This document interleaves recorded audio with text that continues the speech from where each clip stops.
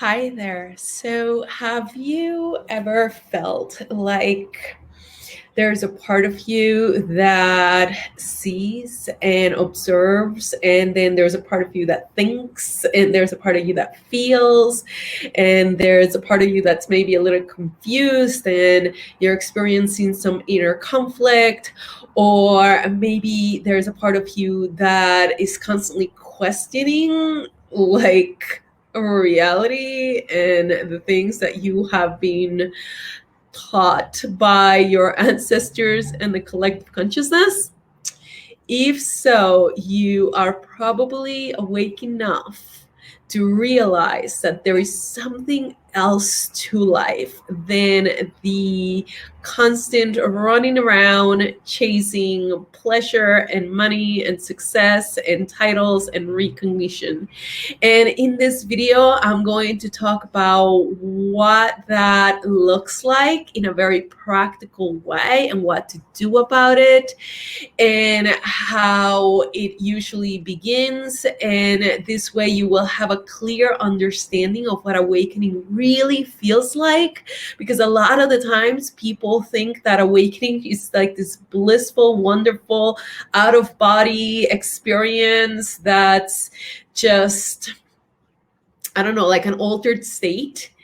And they oftentimes spend a lot of time searching for it. They literally travel all around the world trying to get that feeling again and again. And even when they do grasp it, it only stays with them for a little bit of time. And then sooner or later, the craving comes back. And so that's what this video is all about. Hi, I'm Sarah. I am a traditional Usui Reiki master teacher, a holistic life coach, and a yoga teacher. I have been practicing for 20 years. I've been teaching for 10. And I help women and students who oftentimes come to me in a place of suffering and crisis and struggle and inner conflict and confusion and fear and sadness. And I help them to transform their suffering into a spiritual awakening. And so in this video, we are going to talk about why that happens and what to do about it. Once you're awake and you realize that you need to be doing something else, what the heck do you do? So it usually begins with that little bug in your head that's kind of nagging at you and that craving that there's got to be something more to life.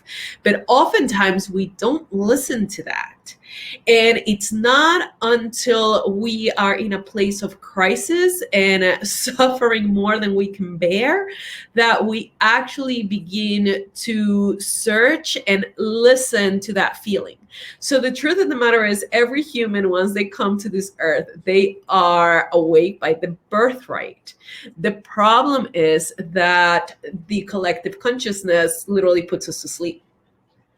But that doesn't mean that that conscious spiritual part of you that knew before you were born that you were on this earth for a reason, which is to improve spiritually and move away from fear and towards light and love, and you had a dharma to fulfill, a purpose to fulfill internally, which is to awaken, and also externally, which is to serve in any way that you are meant to serve in your very unique way.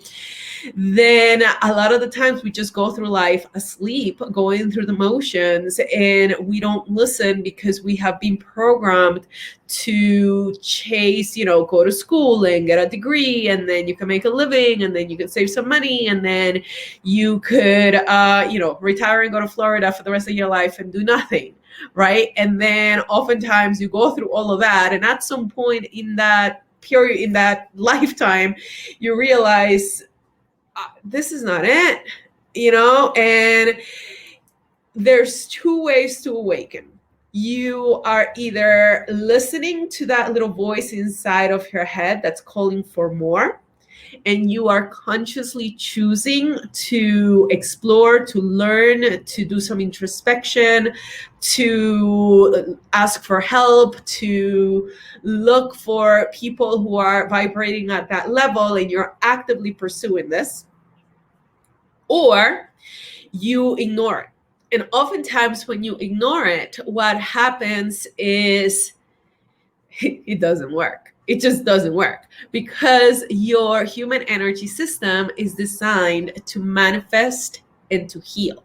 So we are like movie projectors, and we are constantly sending energy out there to heal spiritually. A lot of the times people talk about manifesting and the power of the mind and thinking positively. And listen, that's all good. But the problem is we're not here to externally create. We are here to heal internally. And when you are awake enough, you know that. And you go on a search and you travel the world and go to, from the Himalayas down to South America, looking for shamans and teachers, trying to figure out what do I need to be doing, right? Or you ignore it, that little voice in your head, and you just put the blinders on and continue to go through the hamster wheel of life. But because your system's not designed to do that, your system is designed to awaken, to heal, to improve spiritually, then you will unconsciously manifest people, places, things, and experiences that force you to reevaluate your choices, your life, your interactions, and everything that you do. And so a lot of the times you begin to awaken when something bad happens, when you kind of hit rock bottom. Unfortunately, you don't hit rock bottom just by falling off a cliff. Rock bottom you get there because you have made one unconscious choice plus another unconscious choice plus another unconscious choice plus another unconscious choice. You keep your blinders on. You keep to try to keep it all together. You keep doing what you thought you were supposed to be doing. You're not listening to your intuition, to your spirit. You're not collecting to your soul. You're not nurturing that desire that you have to awaken and improve spiritually. And your system has to then unconsciously kind of just wake you up. Okay. And so the human energy system is very interesting. It will continuously manifest the same issue again and again until you kind of like take the class and pass the test. And if you don't, you're going to continue to hit yourself against that same wall again and again and again until one day it hurts too much. And you decide, okay, well, why do I keep doing this to myself? And then you begin to try and look for another way. And so a lot of the times, awakening comes through suffering. And as a matter of fact, that is one of the purposes of suffering. That's the purpose of suffering, to kind of force the system to get past that level of evolution and onto the next level of evolution. Think of it like growing pains. That's what awakening is like. And so a lot of the times people get stuck in their suffering and they don't realize that they're suffering, and the reason that they keep creating these negative situations is because their spirit is calling out for more. And so if you're watching this video and this is making sense to you and you're saying, yes, I know, you're reading my mind. There is something within me that's calling out for more. And I have read so many books and taken so many yoga classes and tried meditating, but my mind doesn't shut up. And, I have tried manifesting workshops and chakra workshops, and I have traveled and I've done, I don't know, maybe you've done mushrooms or something, and you've tried certain types of energy healing, and you're still like craving, and you're still looking, and you're still not exactly where you feel you need to be. Well, that's because we live in a society that has forgotten what the true spiritual path looks like.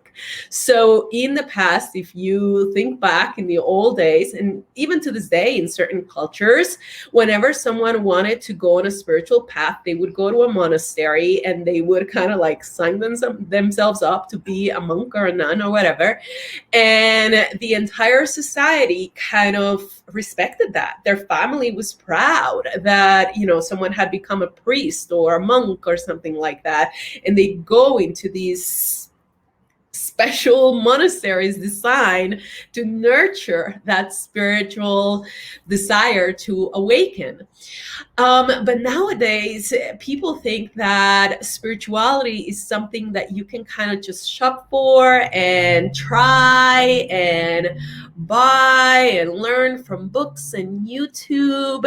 And so they search, they go from teacher to teacher, from practice to practice, from book to book, and they might not have what it is that they need in order to nurture that spiritual awakening for real and manage their life with mastery.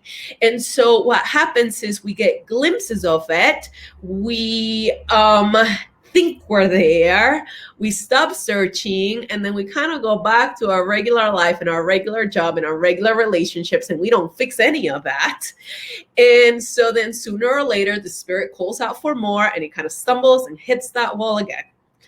And so, the answer is very simple, okay? And so let's get into what to do now. So we just discussed what it feels like. Sometimes it's an inner knowing. You could either nurture it consciously or you can nurture it unconsciously. If you do it unconsciously, you keep recreating negative situations and hitting yourself against the wall. If you do it consciously, you might be going up the mountain, down one path, and then you get bored or distracted, and then you try something else and something else and something else, and then this is why the spirit's still looking out for more.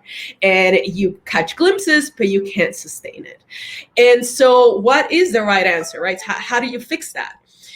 You fix that by three things. You need, number one, a teacher that resonates with you, that you can communicate with, because it's like giving a kid a book and telling the kid to teach themselves how to read when they don't speak the language, right? Can they read the book? And no, that's why there's teachers who, as they teach the child using the book, as they teach a child how to read, they're doing an energy transmission, like a conscious download, energy body to energy body, spirit to spirit, that then makes it click on the child's mind, and then they learn how to read.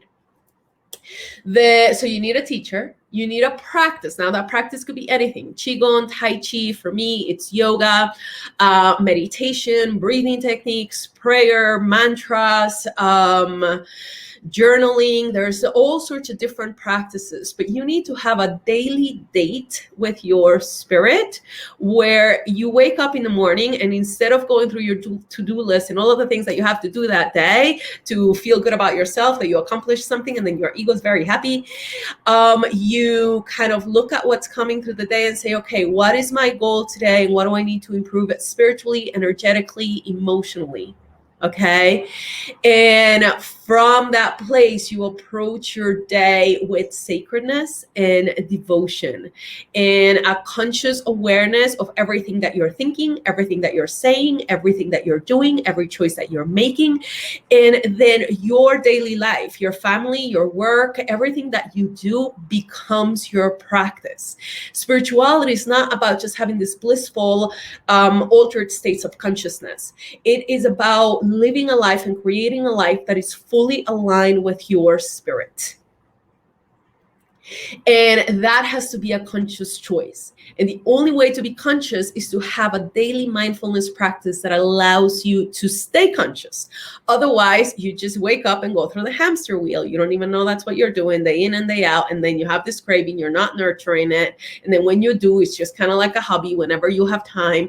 And then you get bored and you go look for another teacher and everything that we talked about. So you need three things. You need a teacher, you need a practice, and then you need a community. You need a community of individuals who are also working for the same purpose. Because when minds and human energy systems come together for the same purpose, you feel it, whether for positive purposes or negative purposes. You will feel the exponential expansion of your consciousness, of your energy system. It is also helpful to have a community of like-minded individuals witness you and see the consciousness in you. Because a lot of the times when you wake up and you begin on this journey, the people around you are looking at you like, what the hell are you smoking? And they are like, oh, you're so woo-woo, this and that, and they make fun of you and whatever. And I'm sitting here saying they're funny.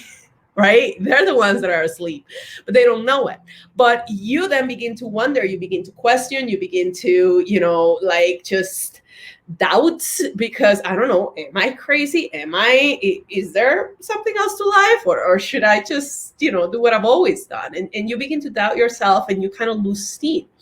When you have a community of people around you who are all working on that vibration and for that same purpose, then you actually get inspired, and you know that you're not alone, and you know that you're not crazy, and you can then proceed with confidence, and you can feel supported and seen, and that then nurtures this awakening that's happening from within, and it's exponential in a positive way. It just evolves and evolves, and it gets better and better. You get stronger and more grounded into this level of consciousness to, like what I'm saying now when people come to me, well, people don't come to me like that anymore, right? They come to me to say, can you please support me? But when I was beginning, it wasn't like that. People would come to me and they will almost like laugh and make fun of me. And I would doubt. Now if they do, they don't tell me.